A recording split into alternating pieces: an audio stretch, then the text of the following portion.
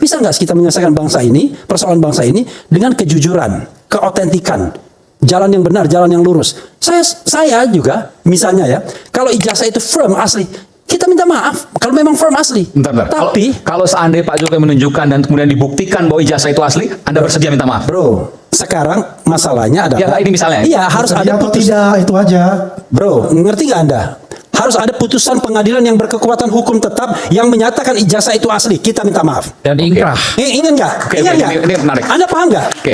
Putusan pengadilan yang berkekuatan Inkrah, hukum tetap, udah inkrah, ya kan? Iya, yang berkekuatan hukum tetap. Dan Anda tahu, bukan di kasus pidana, itu di kasus perdata dan kasus Salah PTU.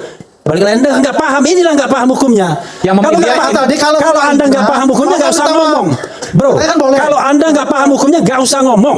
Saya mengatakan, ya, yang namanya ijazah asli itu hanya bisa diputuskan dengan pengadilan, baik perdata maupun petun. Kalau tidak ada putusan itu, maka tidak ada pembuktian ijazah itu palsu atau tidak, asli atau tidak. Dan Itu putusan- masalahnya. dan- Anda harus ngerti. You understand what I mean? Jadi maksudnya dan kalau putusan itu sudah ingkrah, Dan jelas. hasil putusannya Ingkrah adalah bahwa ijazah itu asli atau palsu. Iya. Iya, itu. Ada dalam amar putusan. Iya. Yang Ya, kemarin harus. Gus Nur dan siapa? Oh enggak, Nggak itu ada. pidana, bro. Ada. Gus Nur dan Yang saya katakan itu harus ada. Jadi kalau Bang Tri itu tidak ada. Harus ada putusan perdata. Dan itu gugatan belum pernah perdata. ada. Belum pernah ada. Jadi kalau How Gus come Nur- Anda mengatakan ijazah itu asli atau palsu? Begini, kalau tidak ada kasus hukum, maka yang berhak mengatakan asli dan tidak adalah administrasi. Dalam hal ini apa? UGM.